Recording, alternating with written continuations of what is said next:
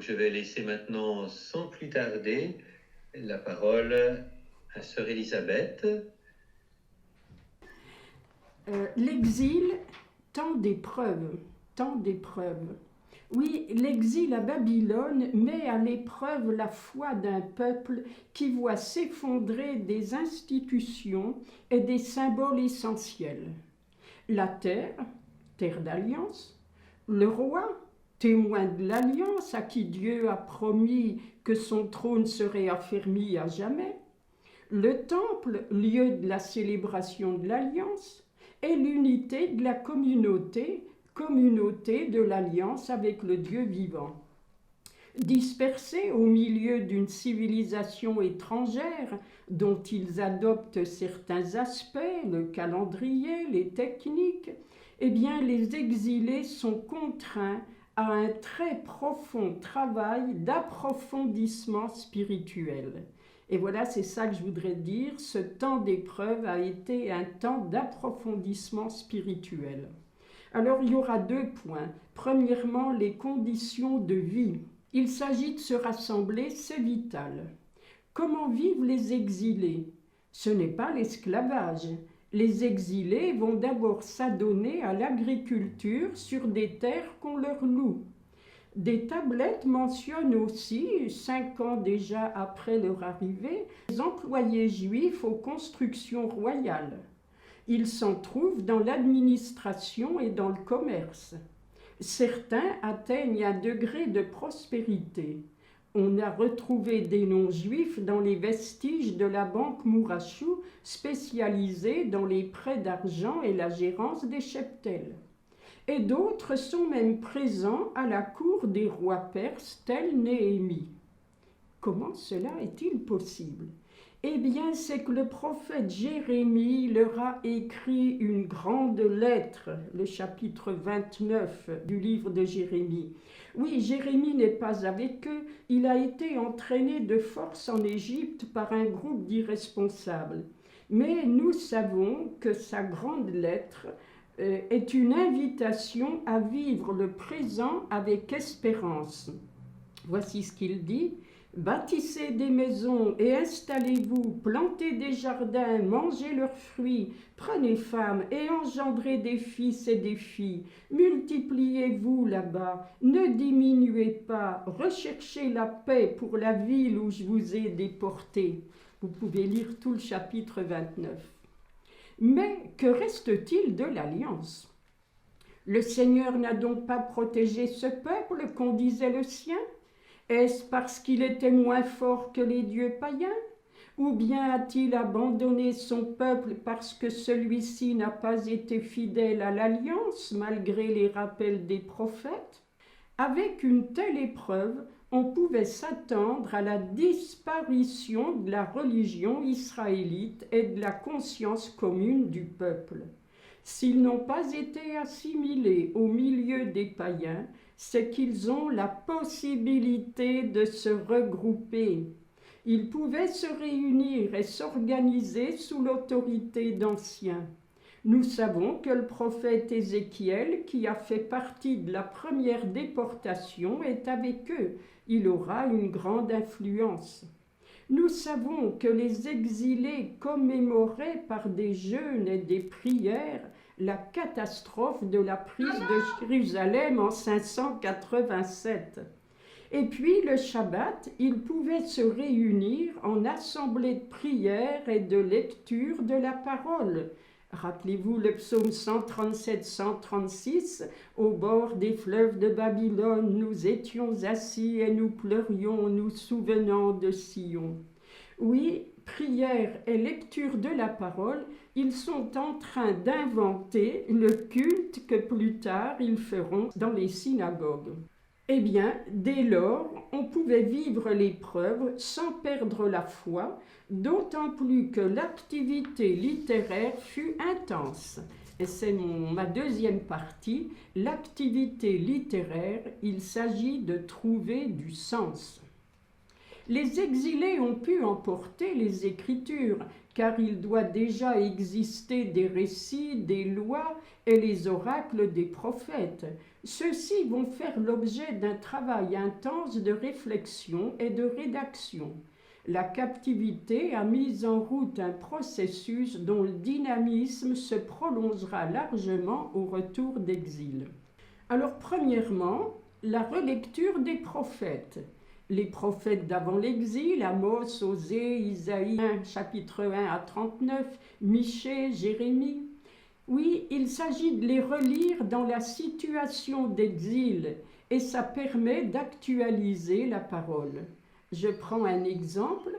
Les oracles de consolation que Jérémie avait prononcés des années auparavant pour le royaume du Nord, les exilés se les approprient. Jérémie 31. D'un amour éternel je t'ai aimé, aussi t'ai-je maintenu ma faveur. De nouveau je te bâtirai et tu seras rebâtie, Vierge d'Israël. De nouveau tu te feras belle avec tes tambourins, tu sortiras au milieu des danses joyeuses. Deuxièmement, l'influence d'Ézéchiel. Pour lui, le Seigneur est saint, il a horreur du mal. Avant la destruction du temple, le prophète annonce le châtiment que le peuple a mérité par ses fautes. Après la chute de Jérusalem, que va-t-il dire? C'est bien fait pour vous, je vous avais prévenu? Non, il devient le prophète de l'espérance du salut. Voici ce que dit le Seigneur. Je vous donnerai un cœur nouveau, je mettrai en vous un esprit nouveau. Vous serez mon peuple et moi je serai votre Dieu. Chapitre 36. Et grâce à la vision des ossements desséchés, au chapitre 37, il peut affirmer que le Seigneur les fera remonter de ce tombeau. Troisièmement, il s'agit de relire l'histoire de ce peuple, donc les relectures de l'histoire. La foi au Dieu de l'Alliance va amener des théologiens à avoir une vision renouvelée de l'œuvre et du plan de Dieu. Alors, deux écoles de réflexion, de théologie, revisitent l'histoire d'Israël. D'abord, l'école sacerdotale. Israël est une communauté sainte où Dieu habite. Oui, voici ce que dit le Lévitique, « Soyez saints, car moi, le Seigneur, votre Dieu, je suis saint. » Or, que veut dire saint? Ça veut dire tout autre, à part, pas comme les dieux de Babylone, il ne fait pas nombre avec ceux que vous appelez des dieux. Oui, soyez saints. Et puis, tu aimeras ton prochain comme toi-même. Ça, c'est tradition sacerdotale. Les auteurs portent un regard nouveau sur l'histoire d'Israël, d'Abraham à Moïse.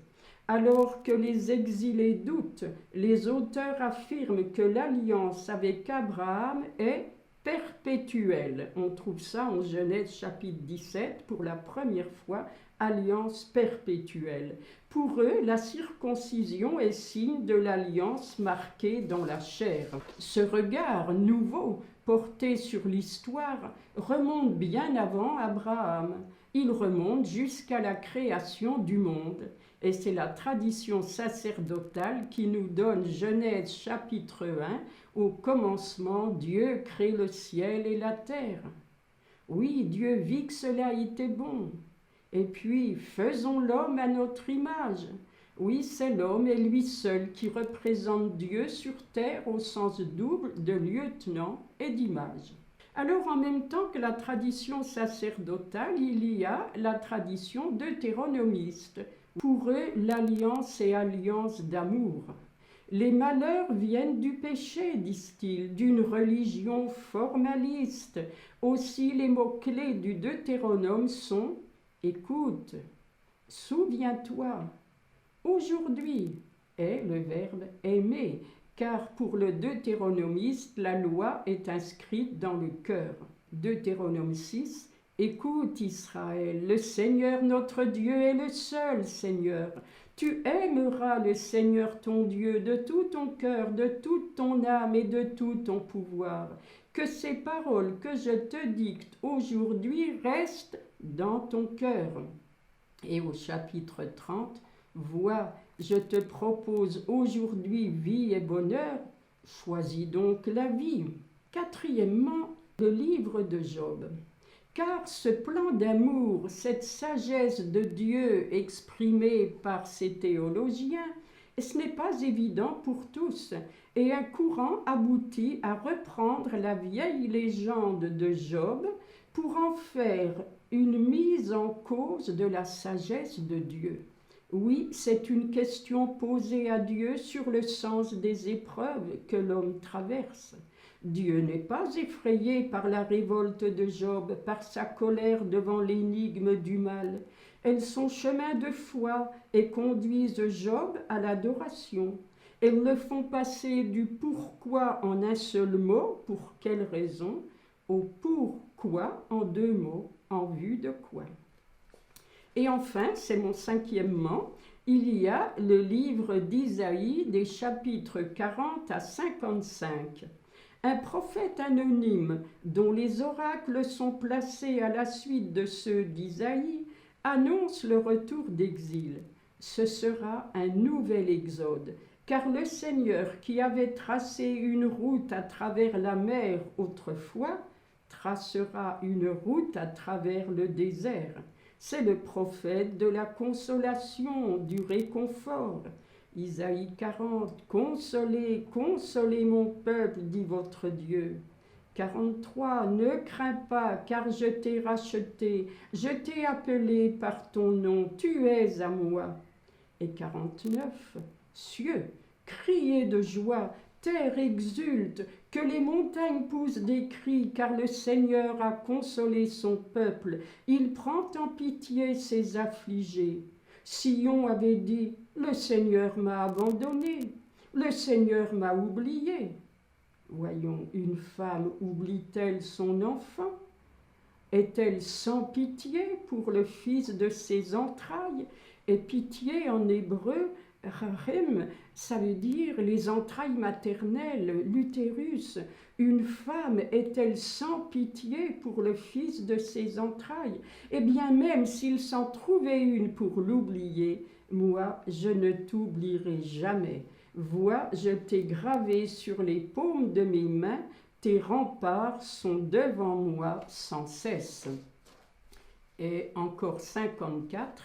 Car les montagnes peuvent s'écarter et les collines chanceler, mon amour ne s'écartera pas de toi, mon alliance de paix ne chancellera pas, dit le Seigneur qui te console.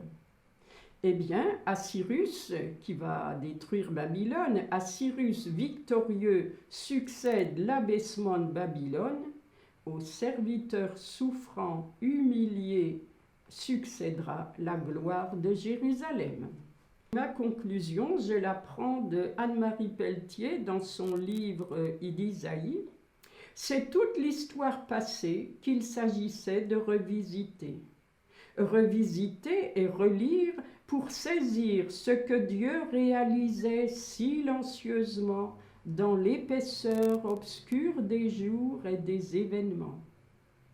Revisiter et relire pour éclairer le présent et surtout pour rester en alerte, prêt à reconnaître le moment venu, la visite du salut, ce projet éternel de Dieu pour l'homme. Revisiter et relire enfin pour nourrir et affermir l'espérance. Il s'agit donc maintenant du retour d'exil, temps de crise.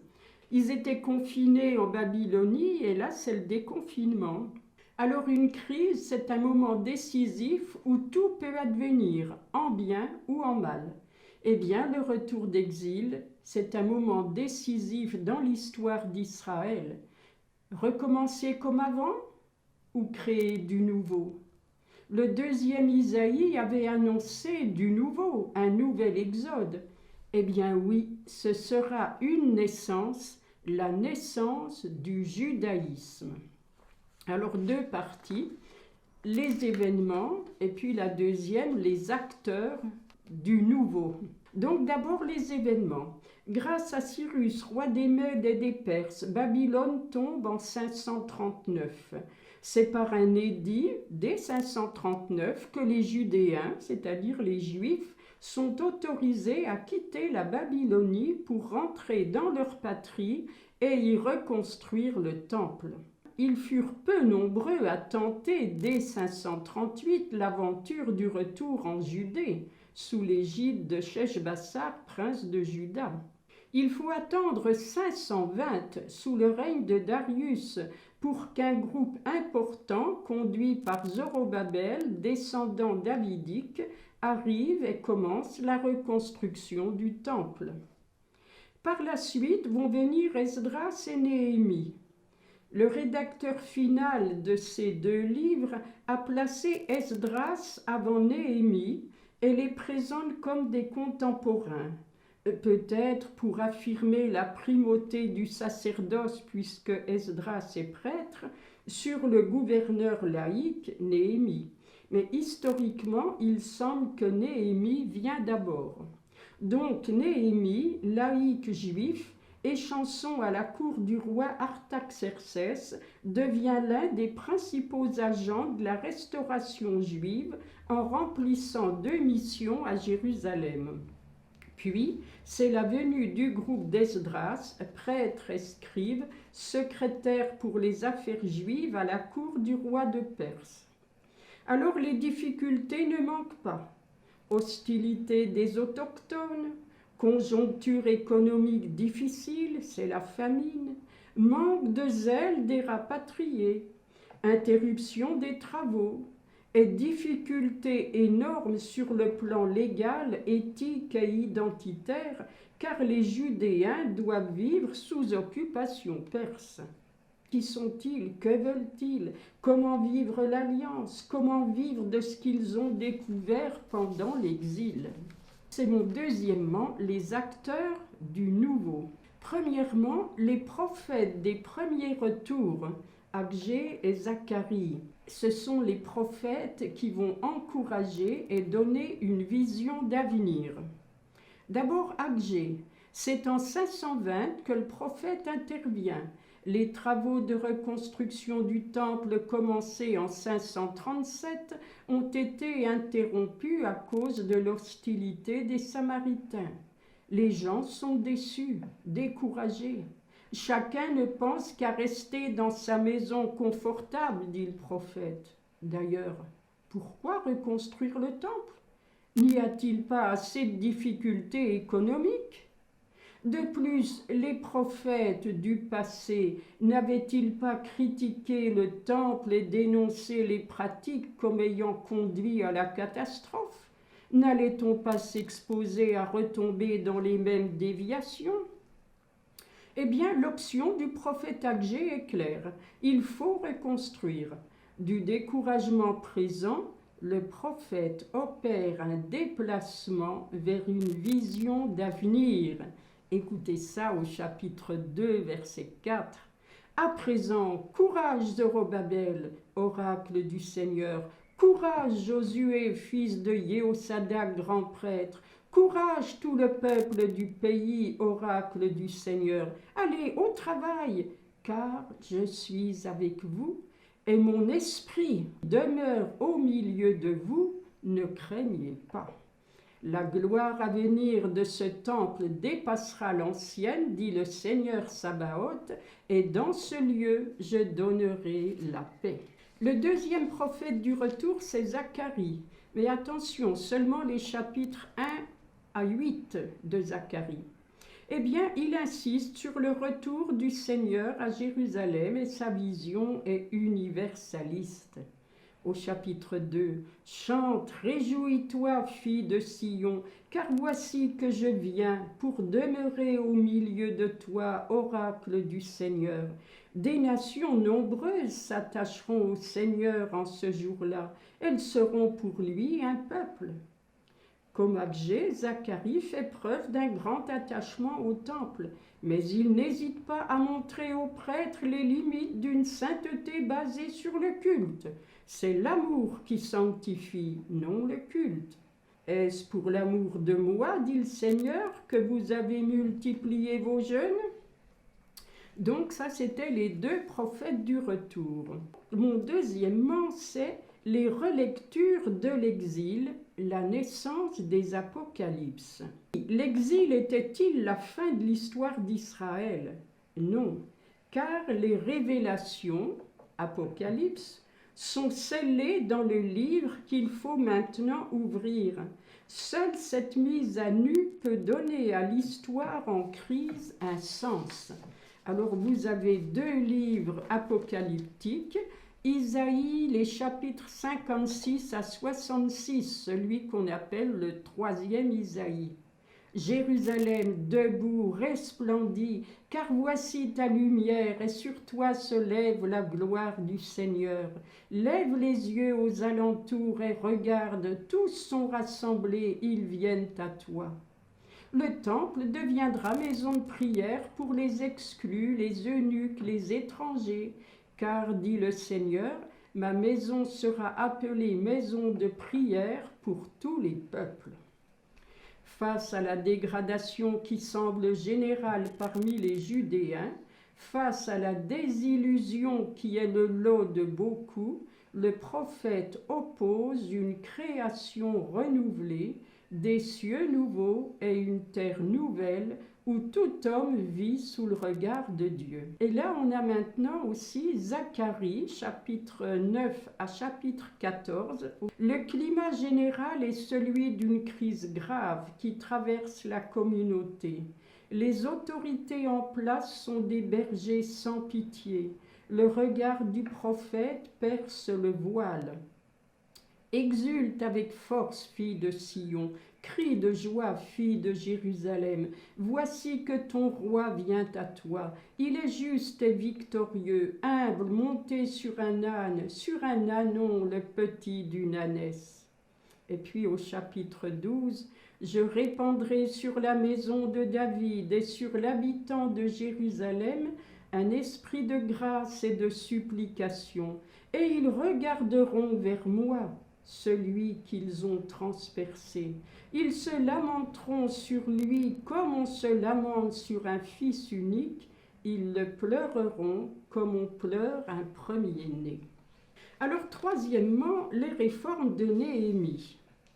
Néhémie obtient d'être envoyé officiellement en Judée comme gouverneur pour reconstruire Jérusalem et faire les réformes nécessaires.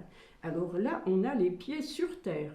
Reconstruction des murailles en 52 jours, dans un climat hostile, accusation de révolte, de menaces. Remise des dettes pour éviter l'asservissement des endettés. Allègement des impôts, renonciation à prélever le pain du gouverneur. Recensement, probablement pour mieux organiser le prélèvement des impôts. Engagement à respecter la loi de Dieu.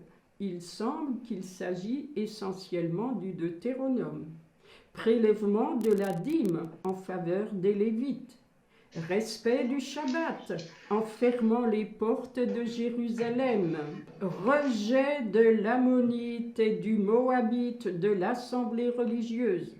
Et opposition au mariage de Judéens avec des femmes étrangères. Ça fait quand même quelques fermetures. Eh bien, un courant, des courants vont provoquer des ouvertures. Il s'agit du livre de Ruth et du livre de Jonas. Donc, quatrièmement, des ouvertures.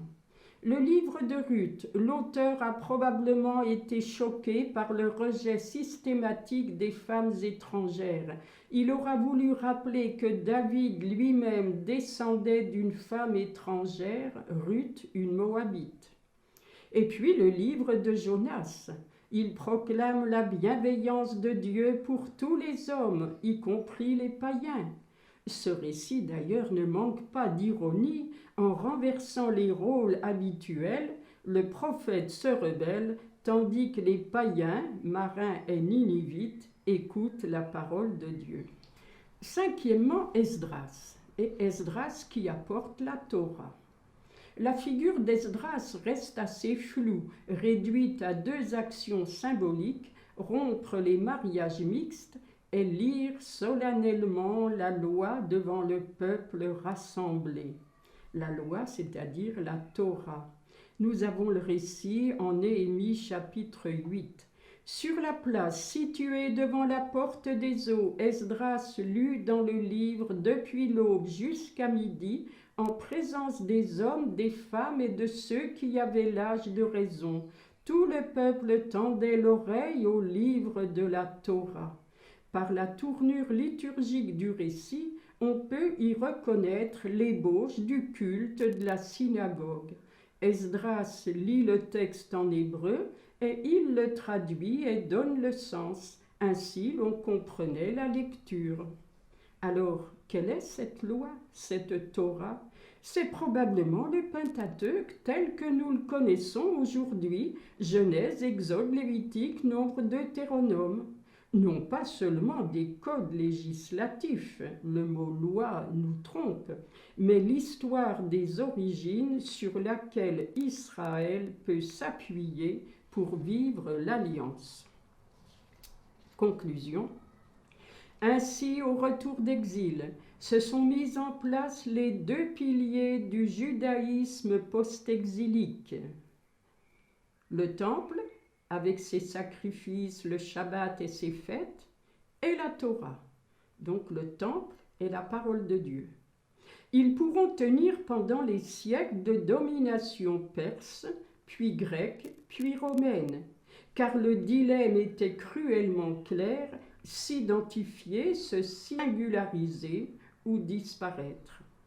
En 70 après Jésus-Christ, le temple sera détruit, et alors c'est le culte synagogal fait de prières et de lecture de la Bible qui est l'institution centrale religieuse de ce qu'on appelle le judaïsme et encore aujourd'hui. Du temps de Jésus, n'imaginons pas que le judaïsme qu'il a connu était un monde monolithique, mais plutôt un monde fractionné en multiples courants. Ce judaïsme versera parfois dans le pharisaïsme, mais il suscitera aussi les anawim, les pauvres de Yahvé, qui réagiront à la complexité de l'interprétation de la Torah pour favoriser la simplicité du cœur. La personnalité de Jésus et de ses disciples sera forgée par l'héritage historique amassé pendant ce retour d'exil. Les 2 piliers du judaïsme, le temple et la Torah, seront le lieu du scandale provoqué par Jésus. Le temple, détruisez ce temple, en 3 jours je le rebâtirai. La Torah, vous avez appris qu'il a été dit, vous Moïse a dit, eh bien moi, je vous dis. Scandale pour les Juifs, folie pour les païens. Mais pour ceux que Dieu appelle, ce Christ est puissance de Dieu et sagesse de Dieu. Ce que Paul disait du Christ crucifié, nous pouvons le dire de Jésus, temple et parole de Dieu.